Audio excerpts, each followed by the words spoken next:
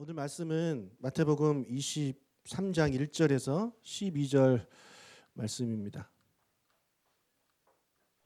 제목 같이 읽겠습니다. 착각하지 마. 우리는 넘버 2일 뿐이야. 이 제목으로 말씀 전하겠습니다. 자, 예수님께서 바리새인들에게 그리스도에 대해서 가르치셨습니다. 왜냐하면 바리새인들이 그리스도를 오해하고 있었고 또 잘못 가르쳤기 때문에 예수님이 제대로 된 가르침을 해 주셨어요. 그리고 나서 예수님이 또 다른 가르침을 하시는데 이번에는 그 대상이 제자들과 무리들이었습니다. 23장 1절과 2절 같이 읽겠습니다. 이에 예수께서 무리와 제자들에게 말씀하여 이르시되 서기관들과 바리새인들이 모세의 자리에 앉았으니 가르침의 내용은 서기관들 그리고 바리새인들에 대한 이야기입니다. 서기관들은요, 쉽게 말하면 율법 학자라고 보시면 되겠습니다. 이 두 부류는 이스라엘의 종교 지도자들이었습니다. 그런데 좀 문제가 많았어요. 그래서 오늘 예수님께서 그들의 문제점을 이야기하면서 앞으로 교회가 생기는데 그 교회의 지도자가 될 너희들, 제자들, 너희들이 잘 들어야 된다. 그리고 그 무리들도 그 중에서 많은 이제 제자들이 그 교회 리더들이 나오지 않겠습니까? 그래서 올바른 교회 지도자, 종교 지도자들, 신앙의 지도자들은 바리새인들처럼 살면 안 되고 그들의 잘못된 점을 내가 이야기해 줄 테니 너희들 잘 듣고 반면 교사로 삼아라. 그렇게 이제 말씀을 해주고 있는 것입니다. 그래서 우리에게도 동일하게 주시는 말씀입니다. 우리도 현재 또한 미래의 교회에 다 리더들이 되실 분들이기 때문에 오늘 말씀을 잘 듣고 이해하시면 좋겠습니다. 2절에 보니까 서기관들과 바리새인들이 어디에 앉았다고 써 있습니까? 모세의 자리에 앉았다 이렇게 써 있습니다. 모세의 자리. 자, 모세의 의자라는 건 뭐냐면 모세가 진짜 앉았던 그런 의자가 아니고요. 회당에 마련된 돌로 된 의자였습니다. 돌로 된 의자에 누군가가 앉아서 율법을 가르칩니다. 그래서 그 자리는 율법을 가르치는 사람의 자리, 위치, 권위를 이렇게 말씀해주고 있는 것입니다. 그래서 옛날에는 이렇게 앉아서 가르쳤어요. 말씀을 읽을 때는 서서 읽고 이제 강론할 때는 앉아서 강론하시고 이제 그런 상황이었는데 그래서 그들이 모세의 자리에 앉았다라는 말은 뭐냐면 그들이 그 당시 이스라엘의 사회에서 말씀을 가르치는 위치에 있었다. 그런 권위를 가지고 있었다라는 것을 예수님이 인정을 해 주시는 거예요. 그들이 비록 잘못되고 부족하고 뭐 나쁜 마음도 먹고 그런 사람들이었지만 예수님이 그들의 권위 자체를 부인하지 아니하셨습니다. 그래서 그들의 권위를 인정하셨기 때문에 그들이 가르치는 바를 너희들은 지켜 행하라 라는 말씀을 해 주십니다. 3절 상반절 읽겠습니다. 그러므로 무엇이든지 그들이 말하는 바는 행하고 지키되 그들이 하는 행위는 본받지 말라. 두 가지죠. 하나는 그들이 가르치는 것을 행해라. 하지만 행동은 본받지 마라. 자, 이 사람들이 율법을 가르쳤기 때문에 그 일반적인 율법을 가르쳤을 것이고 하지만 그렇다고 해서 그들이 항상 옳은 가르침을 한 것은 아닙니다. 잘못된 가르침을 종종 했습니다. 지난주에 말씀드린 그리스도에 대한 것도 잘못 가르쳤고 그리고 그 전에 계속해서 예수님이 지적하셨죠. 바리새인들의 가장 잘못된 것이 뭐냐면 말씀보다 장로의 유전, 즉 전통이 더 위에 있었습니다. 그래서 장로의 전통을 더 가르치고 말씀보다 그것을 더 위에 뒀는 그런 행동들을 했는데 그건 정말 잘못된 거죠. 하지만 그래도 그 외에 많은 부분은 그들이 말씀 율법을 가르치면서 그래도 율법에 대한 내용을 가르쳤기 때문에 그들이 가르쳤던 내용은 너희들이 행동에 잘 듣고 행동에 옮겨야 된다. 하지만 그들의 행동은 잘못됐기 때문에 그 행동은 본받지 말라 이렇게 말씀하고 있는 것입니다. 자, 그렇다면 그들이 이 종교 지도자로서 어떤 행동을 잘못을 했길래 예수님이 그들을 본받지 말라고 하셨는지 한 4가지 살펴보겠습니다. 첫 번째, 그들이 그 리더로서 잘못된 행동은 뭐냐면 자신들이 가르친 율법대로 살지 않았다라는 것입니다. 3절 하반절 읽겠습니다. 그들은 말만 하고 행하지 아니하며 율법을 가르쳤다고 말씀드렸는데 율법의 강령이 두 가지입니다. 강령이 뭐라 그랬습니까? 강령? 매달려 있다라는 뜻이에요. 그죠? 매달려 있다. 율법에 두 가지가 대롱대롱 매달려 있습니다. 그것이 무엇이었습니까? 하나님을 사랑하는 것이고 이웃을 사랑하는 것입니다.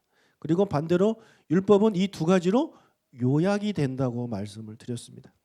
그래서 이 사람들도 율법을 가르쳤던 사람들이기 때문에 당연히 하나님 사랑에 대한 이야기를 가르쳤겠죠. 그리고 그런 사람을 사랑해야 된다는 내용도 그들은 분명히 가르쳤을 것입니다.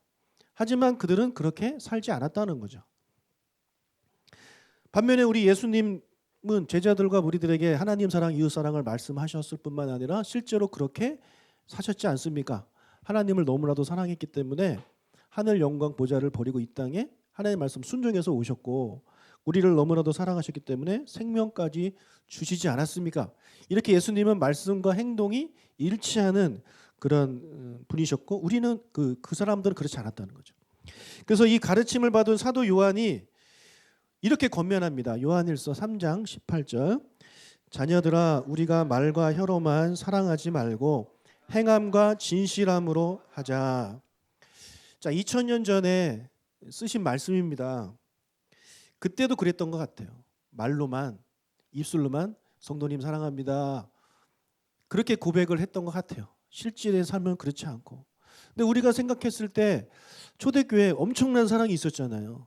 자기의 물건을 다 내어놓고 자기 땅도 팔고 이래서 막 나눠주고 그런 초대교회의 모습이 있었는데 점점 초대교회도 시간이 지나면서 이제는 말로만 사랑합니다. 축복합니다. 이런 공동체가 되어가고 있어서 이 요한이 안타까운 마음으로 이 말씀을 우리에게 주신 거죠. 지금은 더 그렇지 않겠습니까? 이제는 말과 혀로도 사랑 안 하더라고요. 말과 혀로도 사랑한다는 얘기 성도들끼리 잘 안 합니다. 여러분 잘 하십니까? 제가 앞에서 인사시켜야 그때서야 하시죠. 그 전에 서로 이렇게 인사할 때 집사님 사랑해 이런 얘기 자주 하시나요? 이제는 말과 혀로도 사랑을 안 하는 그런 시대가 되어가고 있더라고요. 그러니 행동으로 사랑하는 것은 더 어렵겠죠. 저는 우리 모두가 말과 혀로도 사랑할 뿐만 아니라 행함으로도 서로 사랑하는 우리가 되시길 주님 축복합니다. 그런 의미에서 앞사람, 옆사람 어깨 한번 주물러 주면서 사랑합니다 하겠습니다. 좀 정성을 다해서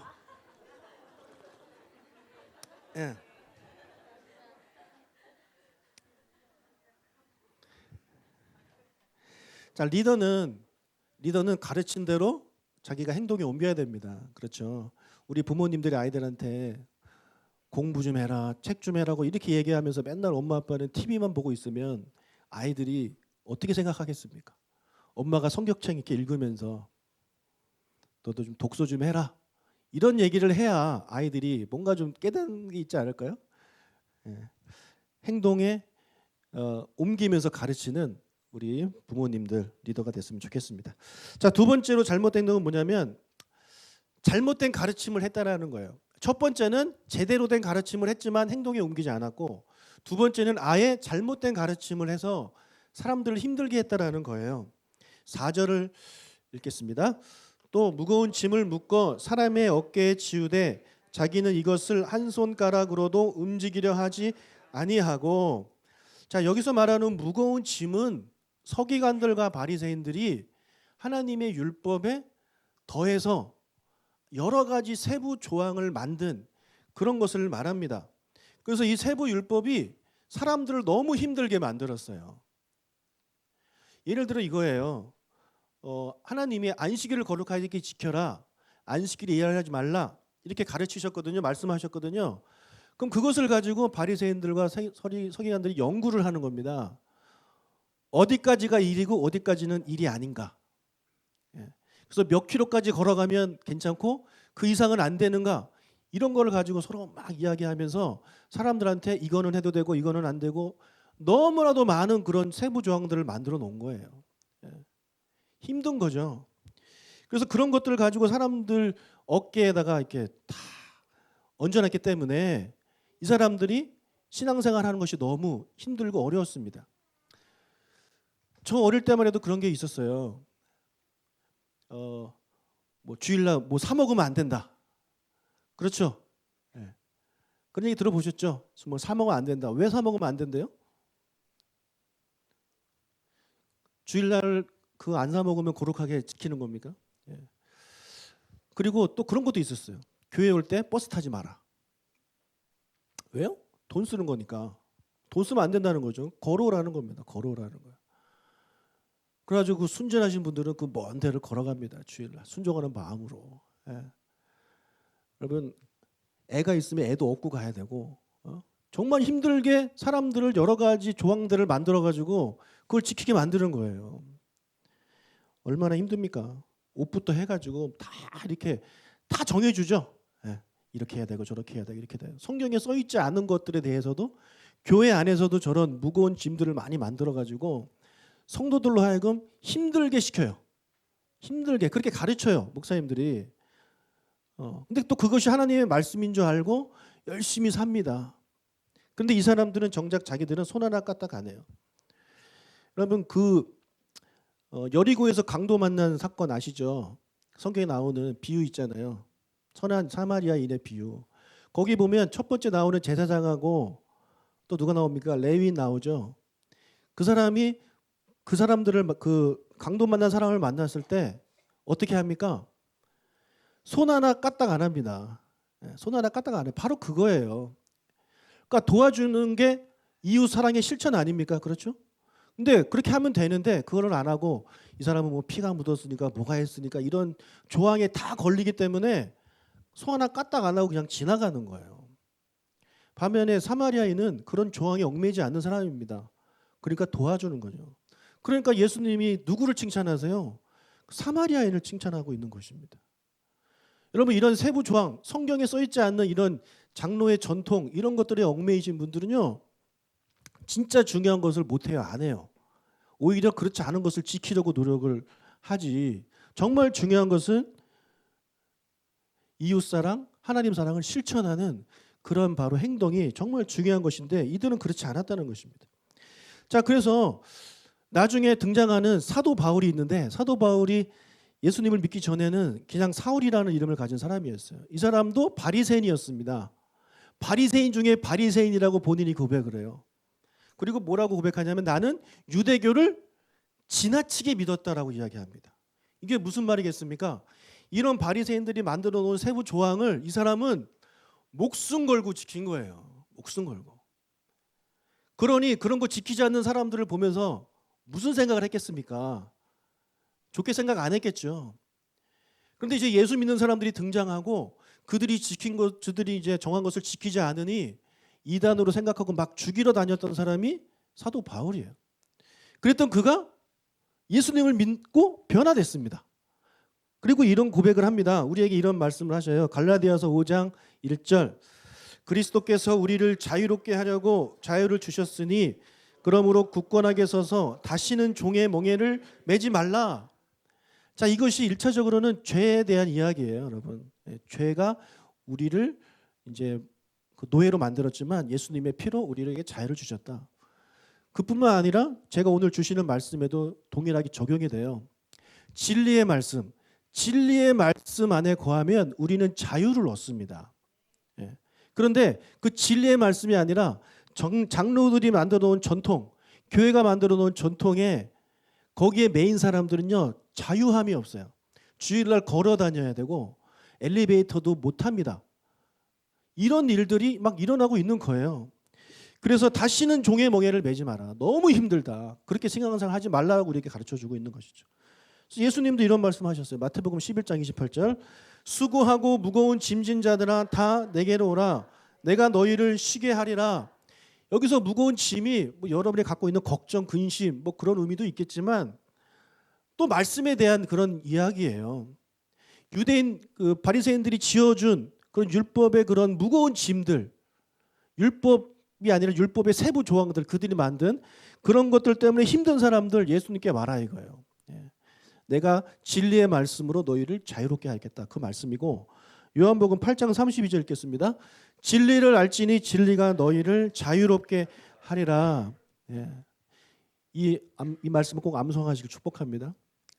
진리를 알면, 진리 되신 말씀, 진리 되신 예수 그리스도를 알면 자유롭게 됩니다. 자유롭게 돼요. 그게 없으니까 자꾸 힘들어지는 거예요. 제가 이제 양복을 안 입잖아요. 제가 양복을 안 입는 이유 중에 하나가 뭐냐면, 제가 양복을 입으면 어깨가 너무 아파요. 등이 아파요. 양복 자체가 이렇게 꽉 잡아주잖아요. 그래서 너무 힘든 거예요. 정말 죽을 것처럼 아파요. 병원 가도 치료가 안 되고.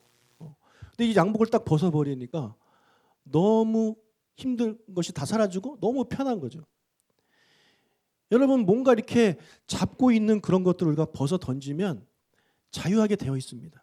근데 이들은 그렇게 하지 않았다는 것이고, 사람들에게 무거운 짐을 계속해서 얹어주는 거예요. 그것을 지켜야 마치 신앙생활 잘하는 것처럼 이야기를 해서 그렇게 무거운 짐을 졌다라는 것입니다.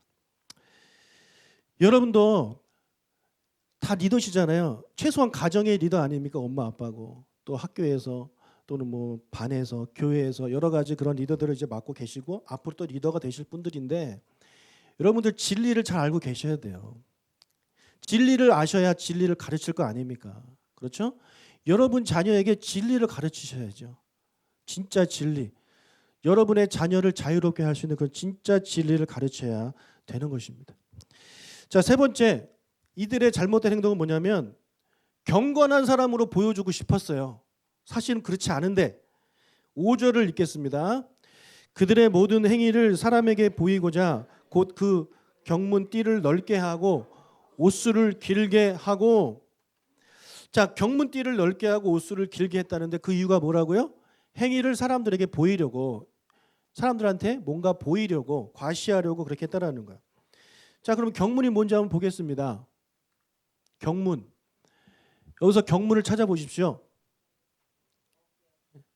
저 이마에 있는 게 경문입니다. 저 안에 이제 하나님 말씀이 들어있어요. 성경에서 총 4군데 구절에서 이제 그것을 써서 넣었는데, 그 중에 하나가 뭐냐면 신명기 6장 4절에서 8절이에요.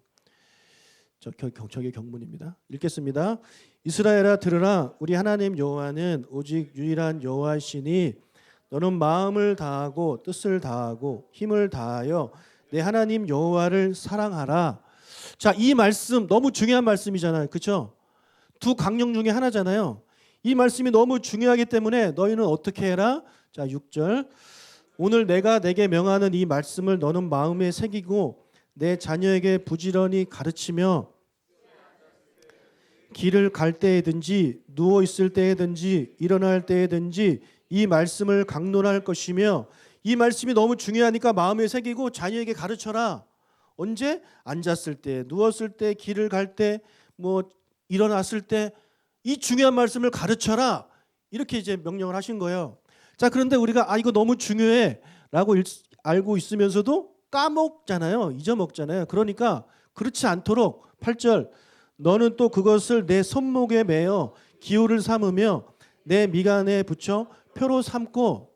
시계처럼 여기다가 저거 하고 다니고 이마에다 하고 다니는 거예요. 그럼 이제 거울 볼 때 이거 딱 볼 거 아니야. 그래, 하나님을 사랑해야지. 그러다가 뭔가 하다가 팔을 딱 보면 그래, 하나님을 사랑해야지. 이렇게 항상 이 말씀이 기억나도록 몸에 아예 지니고 다니라고 말씀하시는 거예요. 그래서 이 말씀에 이스라엘이 순종해서 만든 게 아까 말씀드린 그 테필릿, 경문입니다. 그러니까 그것을 주신 이유는 뭐라고요? 뭐 때문에? 말씀대로 살아라.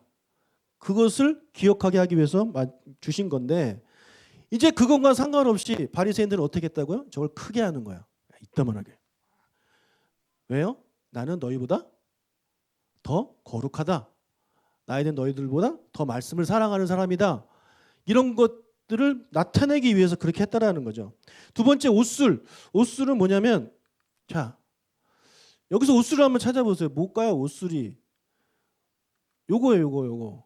요게 옷술이에요. 자, 이 옷술은 하나님이 민수기 15장에서 말씀하신 내용입니다. 민수기 15장 38절 39절 읽겠습니다.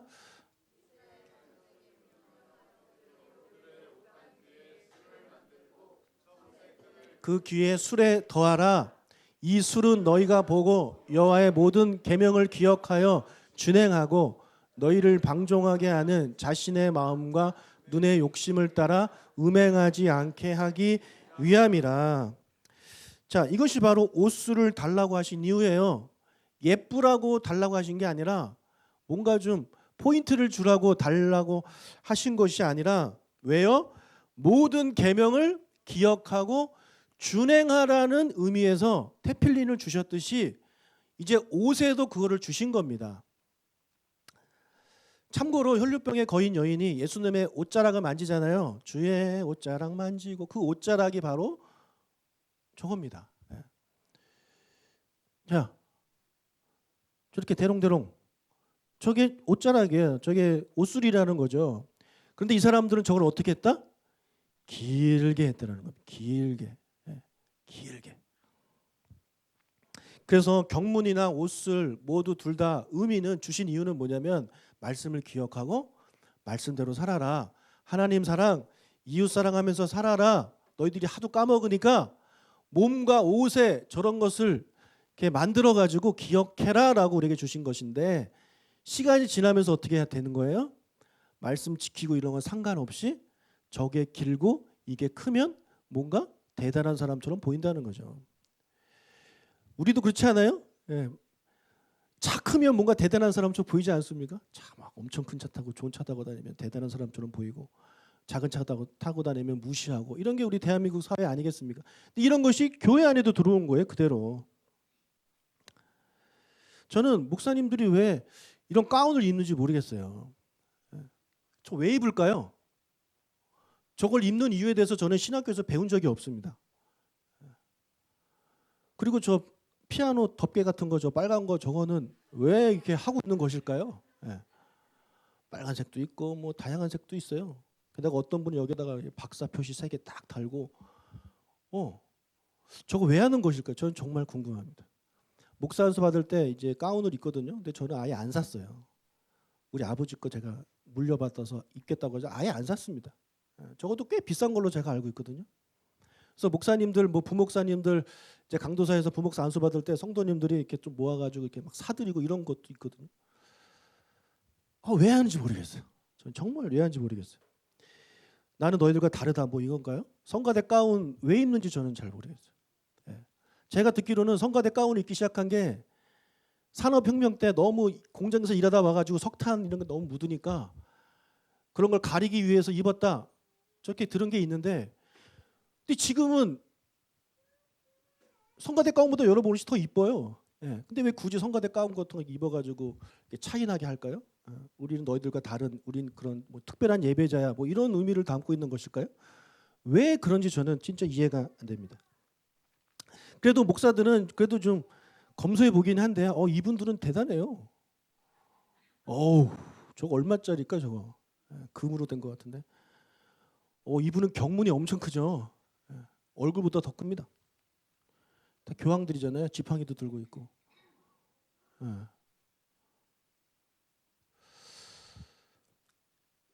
이 본문을 볼 때마다 난 저분들이 생각이 나요. 여러분들이 앞에 저분들이 나타나면 여러분도 마음이 어떨 것 같아요? 교황 나타나면 저렇게 입고 나타나면 여러분도 모르게 뭔가 거룩해 보이고 뭔가 우리랑 다른 분이 그런 거 느끼실 겁니다. 우리가 사진으로 보니까 막 웃지만 진짜 교황 나타나 보세요. 여러분 교황 앞에 지나간다고 생각해 보세요. 막 구경할 거고 와 대단하다. 이런 느낌 아마 받으실 겁니다. 이렇게 하지 말라고 예수님이 우리에게 말씀하시는 거예요. 어떤 분들은 그런 분들이 있어요. 성경책 일부러 큰 거 갖고 다니시는 분들이 있어요. 작은 성경책 갖고 다니시는 분들은 믿음이 없다고 생각하는 분들이 있습니다. 너 왜 이렇게 작은 거 갖고 다니냐? 성경책 갖고 다니는 게 창피하냐? 이렇게 생각하는 분들이 있어요. 그러면 창피해서 작은 거 갖고 다닐까요, 그분이? 저는 그렇게 생각 안 합니다. 물론 그런 사람이 있을 수도 있겠지만 성경책 갖고 다니는 게 창피하면 아예 안 갖고 다니겠죠. 클 필요가 없으니까 작은 거 갖고 다니는 건데 그것을 보고 너는 왜 성경책 작냐, 창피하냐 이렇게 이야기합니다. 나는 부끄럽지 않다. 큰 거 이렇게 들고 다니고 목소리 이렇게 막 신목소리 내고 그런 분들이 너무 많은데 그렇게 겉으로 보여지는 거룩, 겉으로 보여지는 경건 예수님이 조심하라고 말씀하고 있는 거예요. 특히 리더에 있으신 분들은요. 그런 유혹이 옵니다. 왜냐하면 내가 이 사람들한테 권위가 있어야 되니까 뭔가 좀 달라 보이고 싶거든요. 그러니까 가운도 입고 싶고 뭔가 이렇게 좀 뭔가 너희들과 다른 사람이니 내 말을 좀 들어달라 이런 의미를 가지고 그런 분들이 있어요. 나는 너희들보다 성경도 많이 읽고 나는 너희보다 기도도 많이 해. 이런 것들을 은연히 비추시는 분들이 있단 말이에요. 그럼 그런 거를 들으면서 사람들은 아 그래 저분은 참 대단하신 분이다 이렇게 생각하게끔 만든다는 거죠. 근데 성경이 말하는 거룩과 경건은 그런 게 아닙니다. 야고보서 1장 27절 읽겠습니다.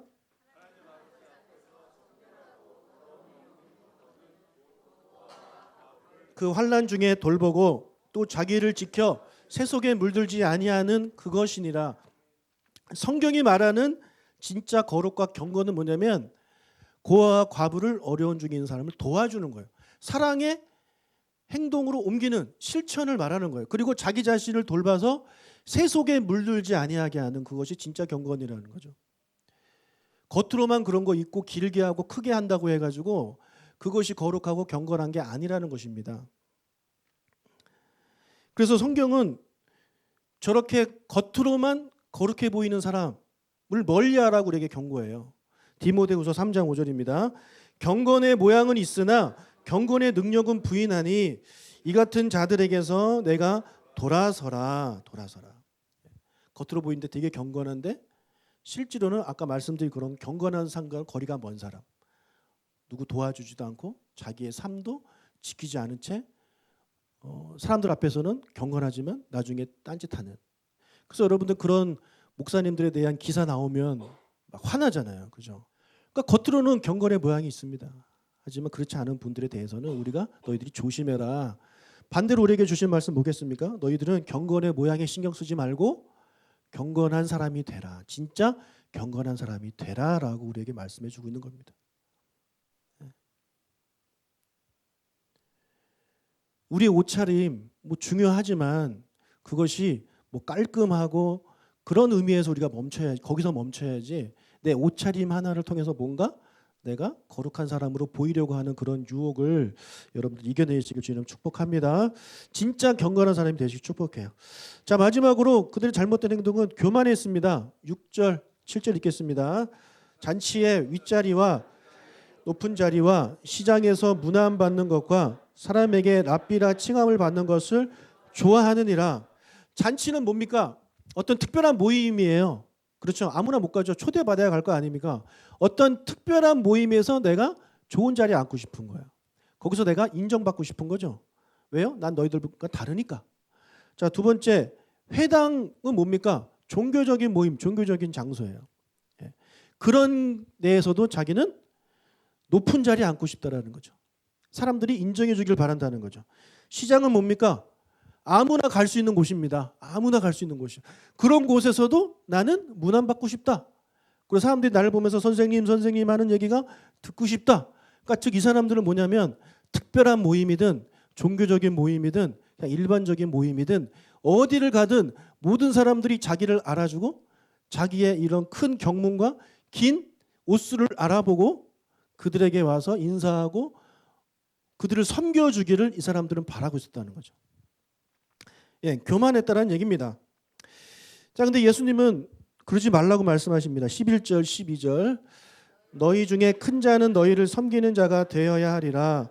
누구든지 자기를 높이는 자는 낮아지고 누구든지 자기를 낮추는 자는 높아지리라. 예, 여러분 예수님은 큰 자인데 우리를 섬기셨습니다. 그렇게 우리한테 살라고 말씀하고 계시고 자기를 낮춰야 높아지는 것이지 높인다고 낮춰지는 게 아니라고 지금 제자들에게 말씀하고 있는 거예요. 그래서 우리는요 교회 안에나 뭐 어디든 리더 되신 분들은 겸손한 마음을 가지셔야 돼요. 겸손하게 정말 겸손한 마음이 가장 중요합니다. 존경받는 목사님들 보면 다 겸손하신 목사님들이 존경을 받아요. 그래서 리더는 낮은 곳으로 가야 되고 섬기는 자리로 가야 되는 것입니다. 자, 마지막으로 하나님은 여러분을 리더로 세우셨습니다. 믿으십니까?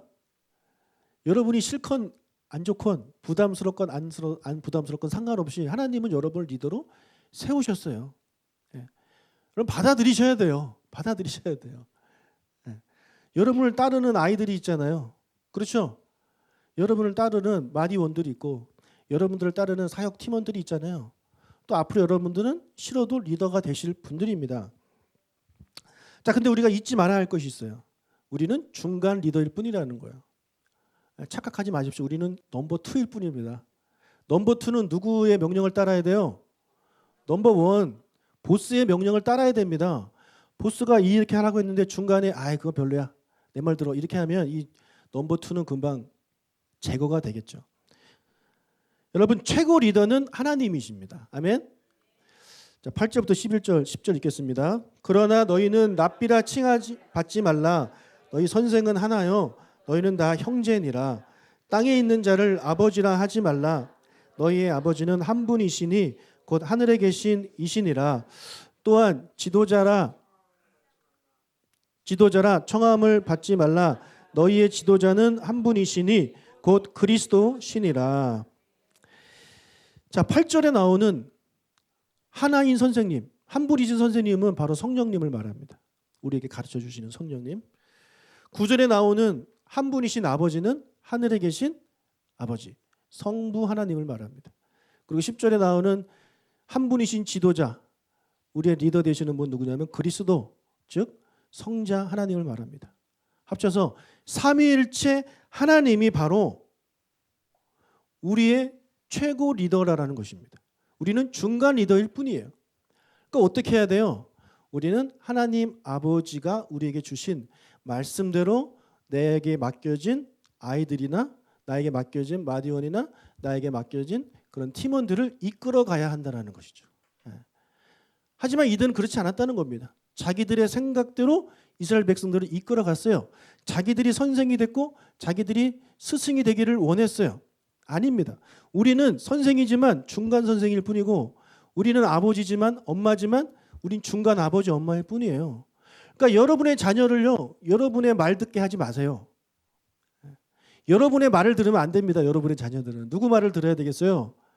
하나님 아버지 말을 들어야죠. 하나님 아버지 말씀을. 여러분이 자녀에게 가르치는 말씀 하나님으로부터 나왔습니까? 정말 심각하게 생각해 보세요. 내가 지금 자녀들을 가르치고 양육하고 있는 것이 내 생각인가? 하나님 아버지가 주신 그런 마음인가? 그래서 하나님 아버지는 그렇게 키우기를 원하지 않는데 내가 네 엄마니까 너는 내 말을 들어야 돼. 이렇게 가르치는 것은 잘못된 가르침이라는 것이에요. 교회에서도 마찬가지고 직장에서도 마찬가지고. 그래서 우리는 늘 하나님 우리에게 무슨 말씀을 하시고 우리가 어떻게 살기를 원하시는가, 진짜 진리의 말씀이 무엇인가 깨닫고 그렇게 가르치시는 여러분들 되시길 주의 이름으로 축복합니다. 아멘.